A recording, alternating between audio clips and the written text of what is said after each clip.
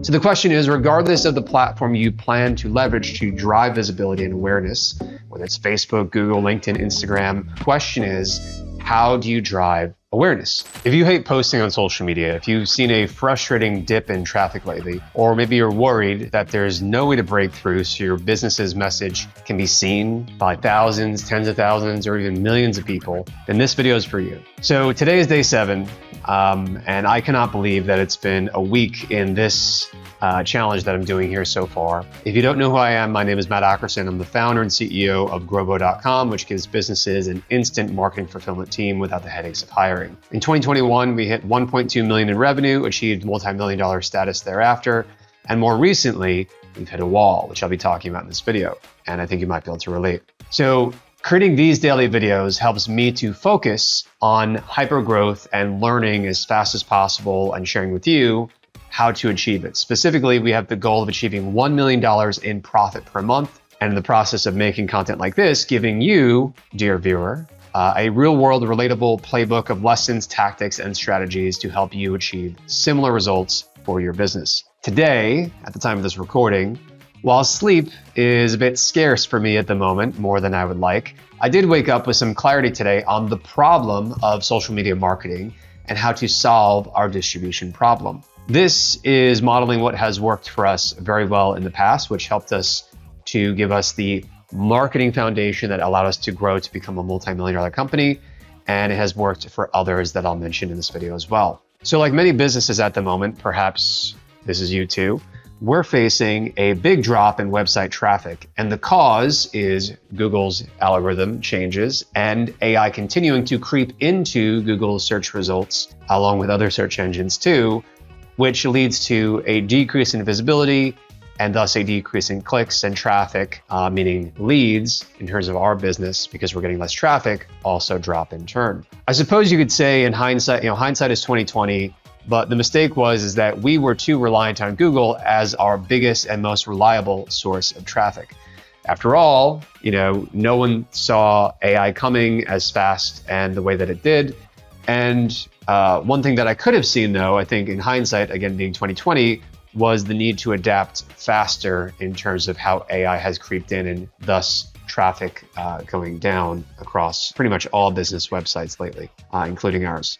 So we're working very hard now, though, to adapt, investing in ads and social media, and also in the process still seeing what, if anything, we can do to recapture some more search traffic. So the problem is simple, just to define it. How to create content that gets seen by our or your target audience. Our target audience in this case is business owners, which includes agencies, professional services, SaaS companies, and others. How do we create content to get seen by our target audience, by your target audience? Basically, if you're in a similar position to us, whether you're starting out or more established, the rest of this video is going to give you the simple strategic epiphany that I had for how to solve this problem. And we're going to start by zooming out. Okay, we're going to zoom out on our thinking. We want to avoid getting too tactical or platform focused, because I think it's so freaking easy to just get caught up in the minutia of even something as simple as you just need to know this one little trick. You need to have better thumbnails. You need to write better titles. You need to have a better hook. It's like,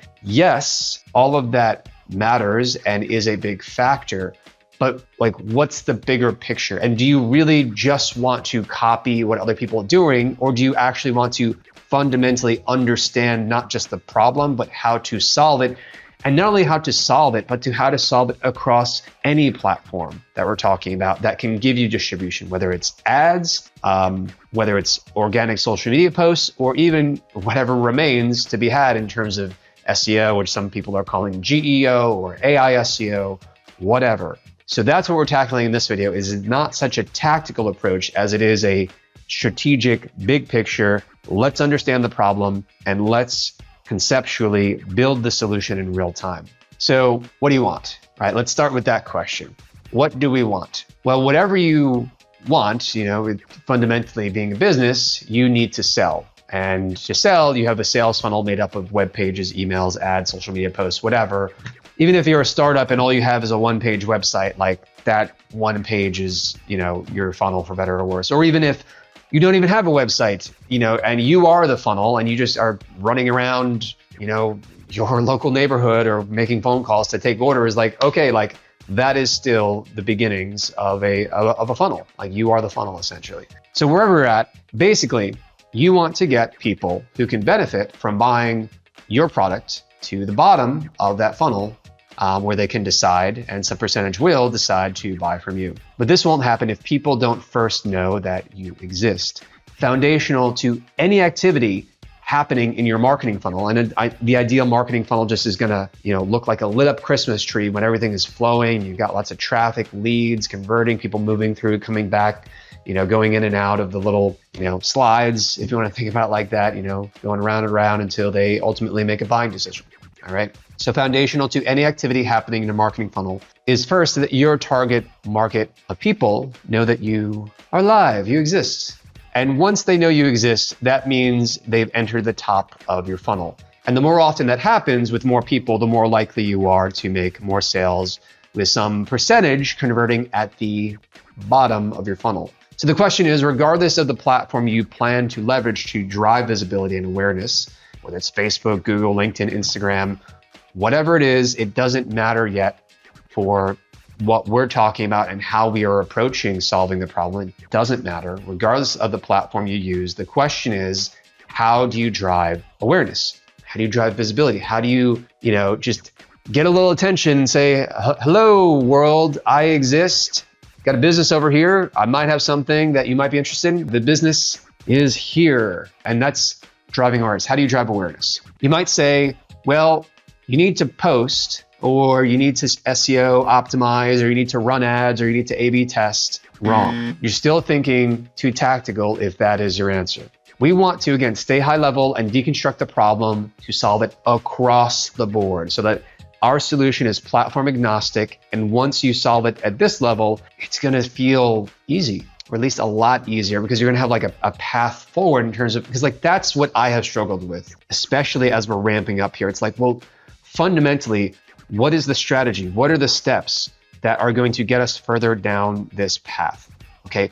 And because we're pursuing an omni-channel approach, like we are going after specifically YouTube, LinkedIn, Facebook, and Instagram. Okay, those are our target channels. We might experiment with TikTok, I don't really know, but those are the 4 channels that we're focused on right now. In addition to, we're probably going to be repurposing content into blog articles and newsletters as well to help.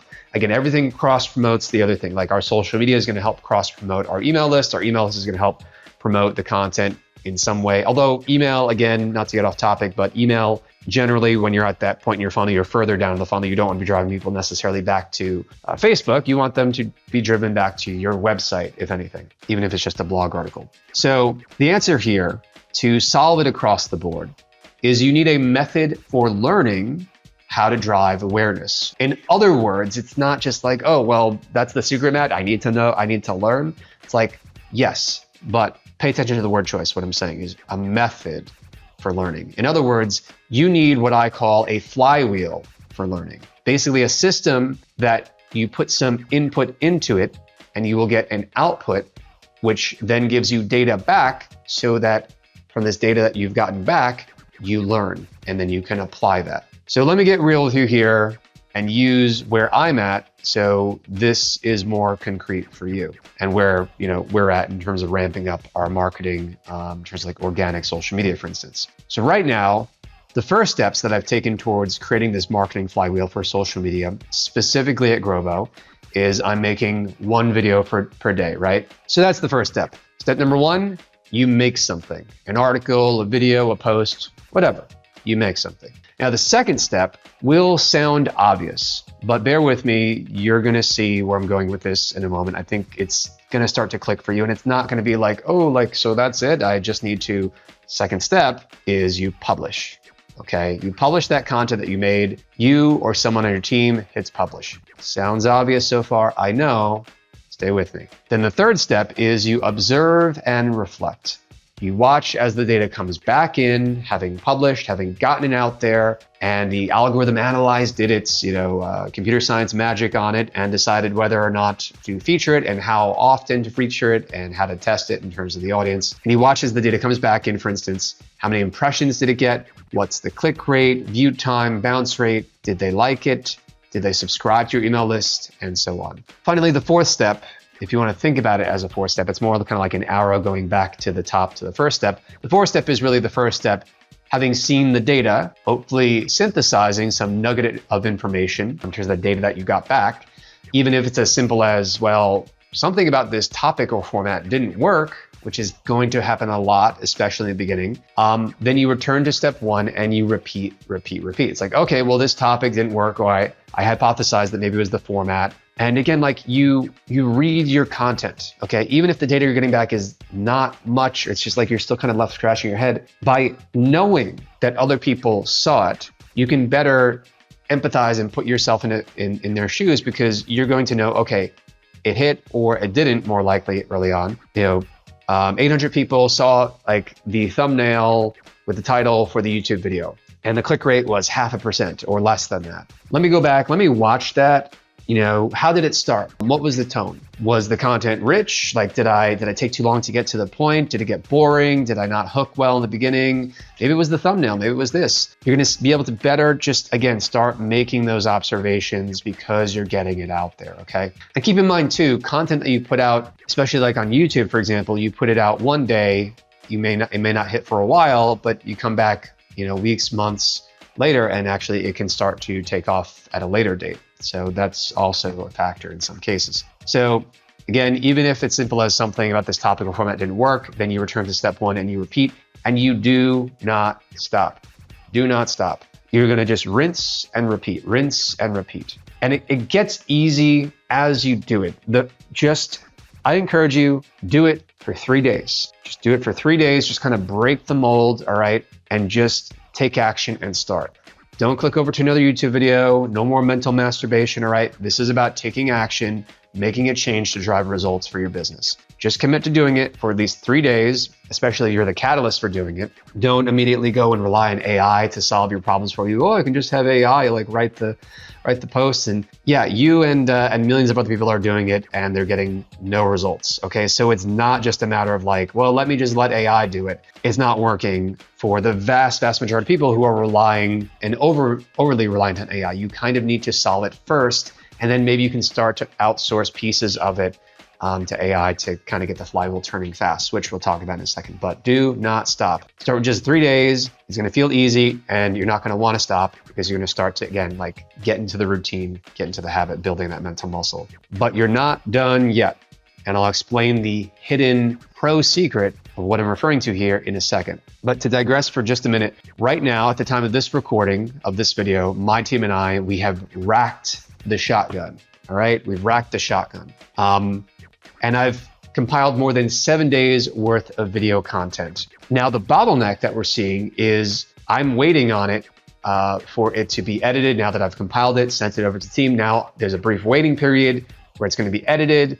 We need thumbnails. We need to refine the title. We're going to set up the A/B testing to happen. We also want to do things to the content in the process of editing, like turning it into articles, newsletters, reels, social media posts, adapt it to each platform's format, and then schedule it all out.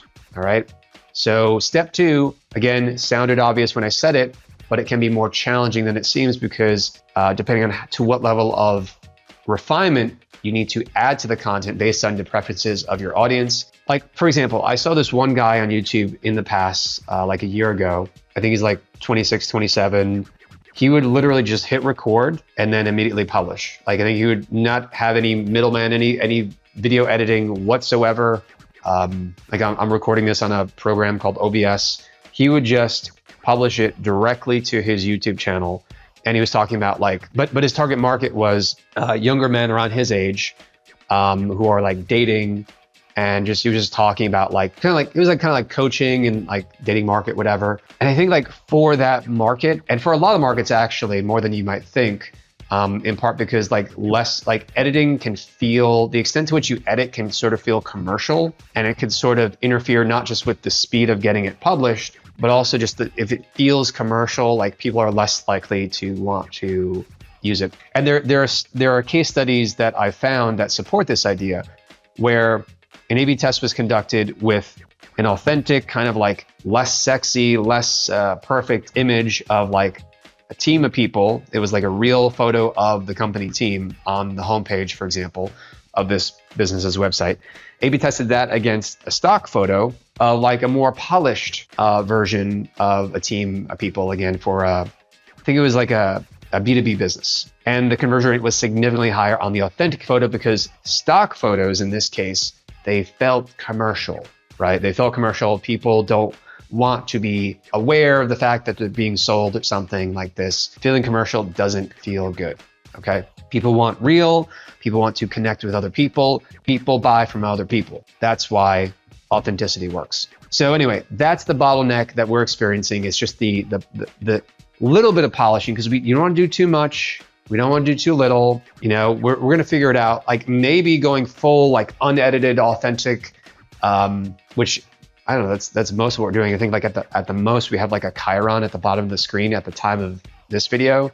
We're not putting up so many like different interspliced animated videos in between to sort of illustrate or images or photos. So it's like striking that balance and figuring it out, but that's part of what you figure out in the process of doing this. Step 2 sounds obvious, can be more challenging than it seems, but it gets easier once you build that muscle of you doing it, or if you have a team, that organizational muscle. And I'll give you a tip for how to accomplish that too with your team too, coming up. In your case, you can just hit publish it if you want, depending on your market. But again, they might expect something more polished, as I was just saying, like in the case of ours. It's my hypothesis that people want something a little more high quality.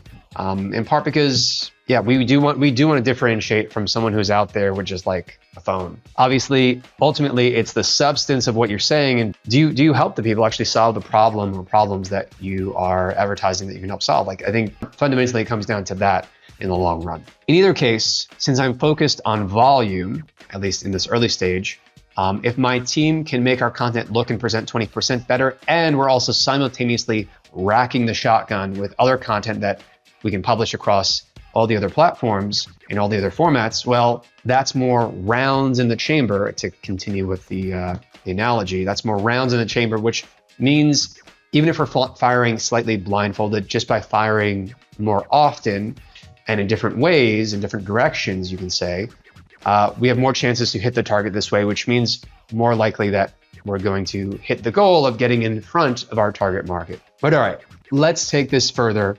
Coming back to what I said when I said we're not done yet a minute ago, here's what I think is the special sort of final ingredient to this marketing flywheel. So we need to drive awareness at the top of the funnel. For that to happen, we need to create a marketing flywheel where we make something, publish it on one or more platforms, then observe how the data comes back and rinse and repeat. Cool. Now for the goal of achieving hypergrowth. And the trick is to shorten the time between cycles, right? The whole system, 1, 2, 3, 1, 2, 3, 1, 2, 3, shorten the time between the cycles of turning the flywheel. This means you do more. You go around the flywheel instead of 1 time per week, you do it 5 or 10 times per week. Why do this? Again, a complete revolution being not just the making of the content, but also getting it out there and then observing and trying to synthesize some learning from it. So why do this? And I'm asking this question because the why is critical and not what you might think here. We want to do 10 times more marketing, going around the flywheel 10 times more often because doing more volume means we'll do 10 times more results. Is that why? Well, maybe yes, maybe no.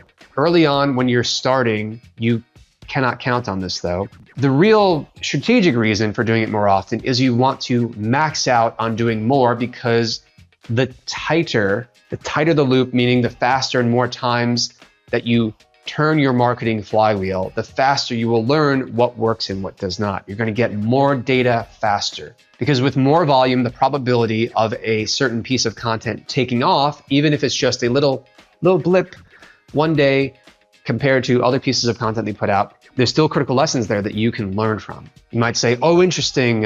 So my audience doesn't care about the thumbnail quality, but the hook on the title, that's what did it here. Let me see if I can do that again, replicate it over here in this way. And boom, there you go. Those are 2 small lessons to double down on, reapply as you cycle through your flywheel over and over. Because once you make the observation and reflect to form a conclusion, then you can synthesize that learning, meaning you apply it. And this is where the results start to tick up and compound. And thus you climb up that invisible learning curve so much faster, and you're able to start seeing more and more results. The results start to compound so that when you are ready to turn the flywheel even more times per week, it's not just for the benefit of learning at that point. When you're going from 10 times to 20 times or even 100 times more turns of this flywheel, this marketing flywheel. At that point is when it will actually multiplies your results, because you've learned, you've applied, you kind of see and can have a good predictability model for what is going to hit, what's going to be picked up by the algorithm and distributed in a wider and wider way. And that's where the compounding effect really starts to take over, and you notice it happening faster and faster. So that's when you actually begin to see your results multiplying and the compounding effect takes over. So they might say that time is on your side, but much more so than time is if speed is your ride. So I came up with this 1-sentence rhyme that will help you to remember, I think, the key lesson here in terms of creating and maintaining your marketing flywheel as your highest point of leverage for accelerating the growth of your company in terms of the top of your funnel where you create awareness. The sentence is this: they might say time is on your side, but much more so if speed is your ride. Meaning that the compounding effect that I just talked about and growth in general, as long as you are consistent in terms of making something, getting it out there and then trying to do a little better every week, that's great.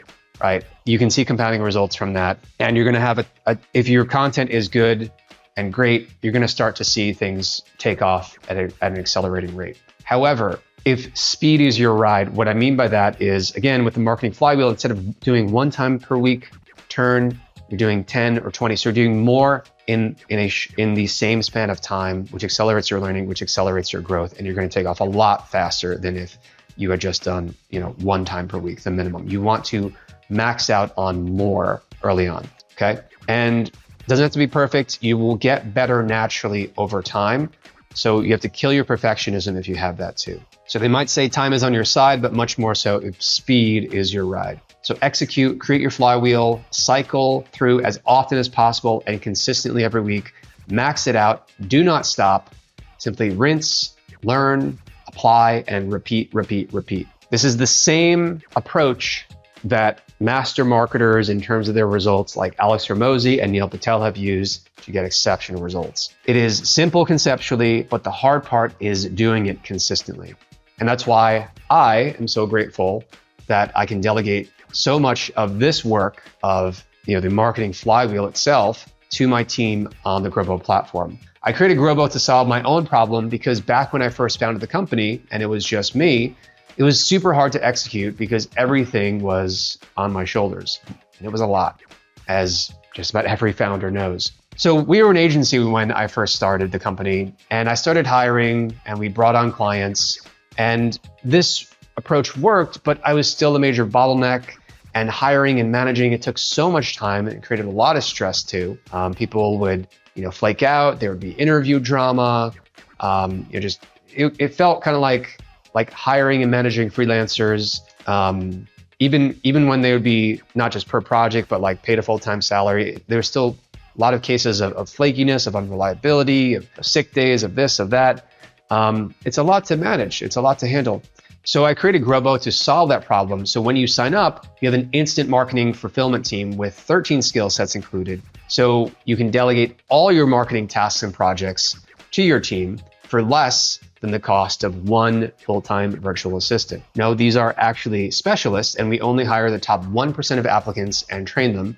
So you never have to worry about hiring or deal with management headaches or someone having a bad attitude or anything like that. No, you just delegate your marketing and watch your projects and tasks come to life. And everyone is super professional, super friendly, and the turnaround times, speaking of speed, the turnaround times are very fast with quality checks built right into the workflow by default. So this will help you tremendously with building your marketing flywheel, because I know I couldn't accomplish 1/10 of what I and the company are doing in general without my dedicated Grobo team. Plus, after serving thousands of clients worldwide, you can try it for your own business for 14 days risk-free. If you're interested, just go to grobo.com to check it out. Finally, if you got value from this, I'd love if you can give me that feedback in the form of liking the video, if you're watching this on YouTube, subscribing to our email list, and sharing it with someone who you feel will benefit from its message. It's support from people like you that encourage me to keep making real, relevant, and valuable content like this for your benefit. So cheers on your path to hypergrowth. Go take action, delegate to your Grobo team, and grow fast and stay focused.